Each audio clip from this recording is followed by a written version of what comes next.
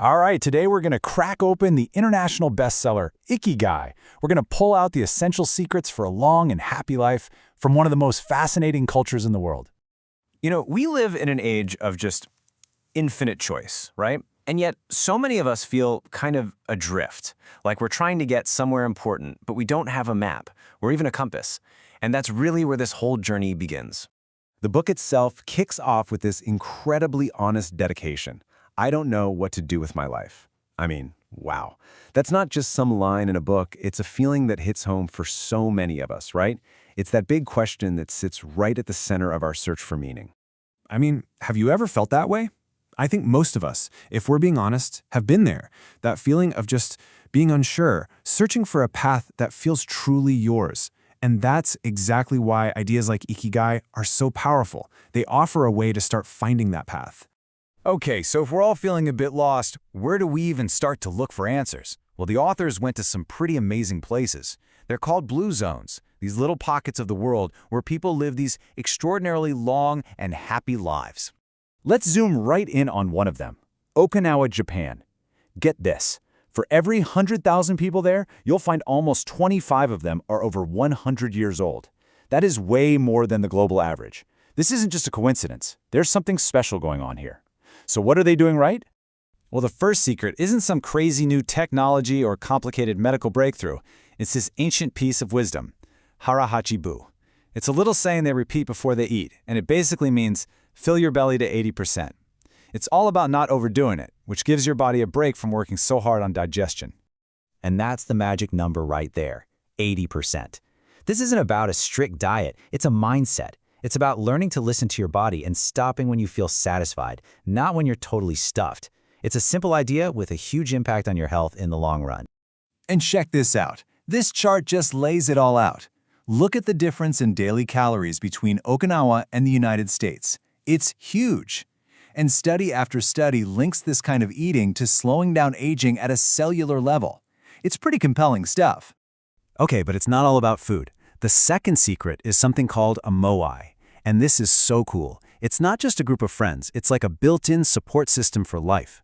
Imagine having a crew that's got your back, emotionally and even financially, for your entire life. It's a powerful defense against loneliness. But here's the thing.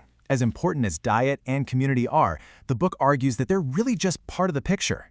There's something else, something deeper, that's really driving all of this, a sense of purpose that guides them every single day. And that, right there, brings us to the heart of it all. It's time to start decoding what Ikigai actually is, and, more importantly, how you can start to find your own. So what is Ikigai? Well, in the simplest terms, it's your reason for being. It's the thing that gets you excited to jump out of bed in the morning. It's not just about what makes you happy. It's about what gives your life a real sense of direction and meaning. In this diagram, this is the roadmap. It's such a brilliant framework for figuring this stuff out. It helps you see where 4 fundamental parts of your life all overlap. So let's break it down piece by piece. Okay, so circle number 1. It all starts with the simple stuff. What do you love? What are those things you do where you just completely lose track of time? It could be anything. Playing music, gardening, teaching someone something new. This is the heart of it. Next up, what are you actually good at? And I'm not just talking about your job title here. What are your natural talents? The skills you've worked really hard to develop. The things where you really shine. And then, the third circle. This is where it gets bigger than just you. What does the world need? What problems out there get you fired up? What is something valuable you could bring to your community or to the world? And last but not least, we've got the practical side of things. What can you get paid for? Because Ikigai isn't just a dream, right? It's found right there in the sweet spot, in the middle of all 4 of these circles, where your passion, your skills, your mission, and your profession all come together. Okay, so that's the framework. But how do you actually feel your Ikigai in your day-to-day life? Well, the secret to that is getting into a state of flow.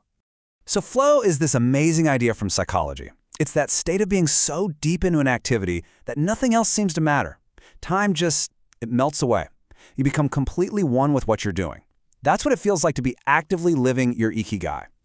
And the good news is, the book gives us a pretty clear recipe for getting there.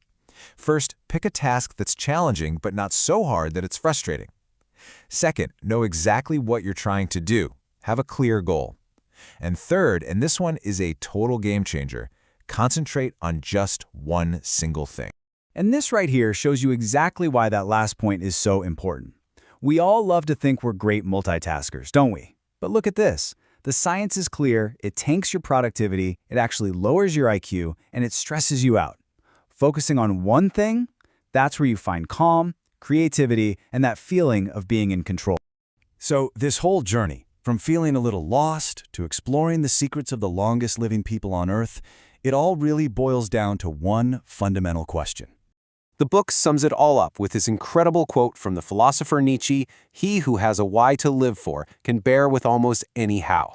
And that's it, right there. Your why, your purpose, that is your ultimate source of resilience. It's the inner strength that lets you handle whatever life decides to throw at you. And so, that's the question this whole idea leaves us with. Finding your Ikigai isn't always a quick or easy answer. It's a journey, and it's unique to you. But it's a journey worth taking. So, what's your why? What's the reason you get up in the morning?